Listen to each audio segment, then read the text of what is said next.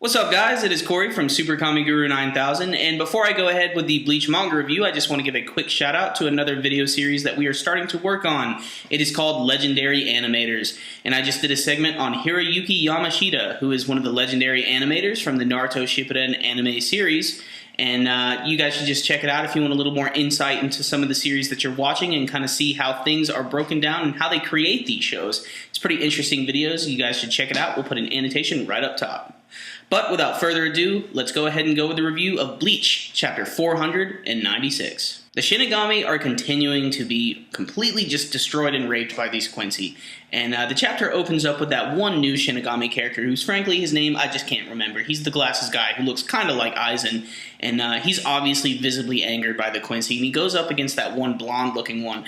But he immediately gets taken down, which what appears to be some sort of slashing technique. But then that's when we finally cut away to a lot of the captains, and that's where the majority of the manga took place this week. We go around skipping around to all the different captains, and they all sort of say that they have to use their Bankais in order to take these Quincy down. And it makes sense because they're incredibly powerful enemies, although in the very beginning of the battle, Byakuya is fighting against that one Quincy who, I'm going to try and pronounce his name, I believe it's Asnot. And he's that one freaky one with the mask. He's actually using his Senbon Zakura pretty well, and he is actually cutting up his hand. So I don't know why they immediately decided they have to go to the Bankai, but I guess they just do realize that ultimately that's what they're going to have to do. And that is what's cool about this chapter, that all these captains get to show off. They all get to activate their Bankai at one point. You got Byakuya, you got Komamura, you got Soifon.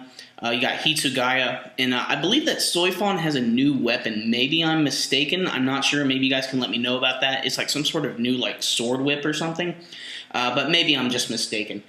But anywho, it's real cool. They all get to activate their Bankai at one point, but it doesn't matter because immediately they all just get shattered and absorbed by all of these different Quincy. Byakuya actually comes to the obvious conclusion that their powers were stolen by these Quincy, and it actually does look pretty cool when they absorb them. It almost looks like they're holding like a Shinigami type badge, but like this weird freaky like energy emanating like inside of it. It's pretty awesome. But that's pretty much all that happens in this chapter. It really wasn't the most action-filled chapter, but it was filled with a lot of really cool like character poses, you know, showing off what they can possibly do. It's really exciting though, but it's also really freaky because these are like some of the most powerful characters in the series right now. You know, you got Byakuya, who's clearly one of the most strongest members of the Gotei 13, Komamura, who's a giant freaking wolf man, Soifon, who's like the most badass ninja girl ever, and Hitsugaya, who's just always been a fan favorite in the series. And, you know, there's the possibility that they may not survive this battle, or at least that they're going to be heavily injured from it. One thing that I think is kind of interesting, something of a premonition from Byakuya himself, he's saying that, you know, if his Bankai is sealed, that it's going to be up to Renji in order to fight them. And maybe this is some subtle foreshadowing to what might be happening later. But honestly, it'd be pretty crazy to see some of these characters go down at this point because they're so firmly established in the series. But again, that's why I'm loving reading this arc right now. It's just so incredibly intense, and, you know, anybody can die at any minute right now, even the captains. So it's a really big deal, you know. This was a pretty okay chapter, though. Like I said, the action was kind of there, but, you know, it was ultimately just more setup again. But all the characters were very well drawn. The backgrounds, they were pretty lacking as usual. You know, pretty typical stuff from Kubo, though. But it was an entertaining read nonetheless. You know, if you're reading this arc, you definitely need to read this one because a lot of big things were happening, especially with all the captains. So it was still a great read. And it's got me excited, again, for more of the things that are going to be happening. Hopefully, next week they may be getting back to the battle between Ichigo and Kuruji. But honestly, I'd still like to see what's going to be happening here in Soul Society.